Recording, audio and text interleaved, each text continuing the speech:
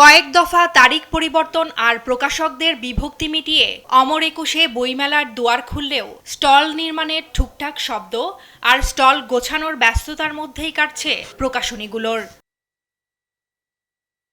এবারও বাংলা একাডেমি ও সোহরাওয়ার্দী উদ্যান জুড়ে বইমেলার আয়োজন করা হয়েছে। মোট 549টি প্রকাশনা প্রতিষ্ঠান মেলায় অংশ নিচ্ছে।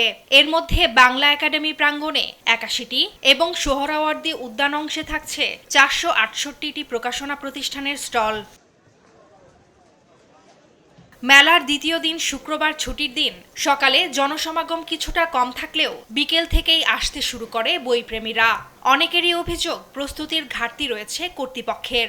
পুরোপুরি রেডি হয় না, দেখি কাজ চলতেছে। আমরা আসলাম যেহেতু আজকে ছুটির দিন, কালকে উদ্বোধন হয়েছে, আশা করি 2-1 দিনের ভিতরে আরও জমজমাট হবে।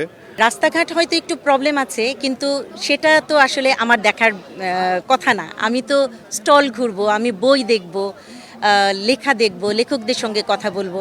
আমার কাছে এই সমস্যা মনে হচ্ছে না। কাল পরশুর মধ্যেই হয়তো সবকিছু ঠিক হয়ে যাবে।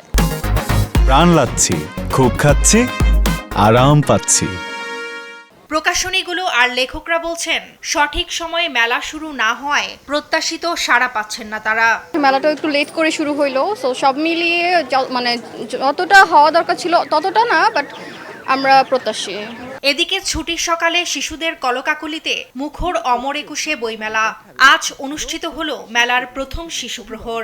যান্ত্রিক জীবনের ব্যস্ততা কাটিয়ে বইয়ের টানে বাবা মায়ের হাত ধরে মেলায় আসে ক্ষুদে পাঠকরা।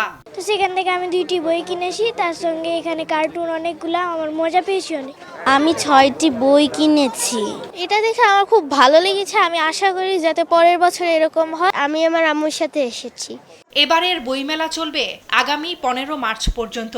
ছুটির দিন ছাড়া প্রতিদিন বেলা 2টা থেকে রাত 9টা পর্যন্ত খোলা থাকবে মেলা।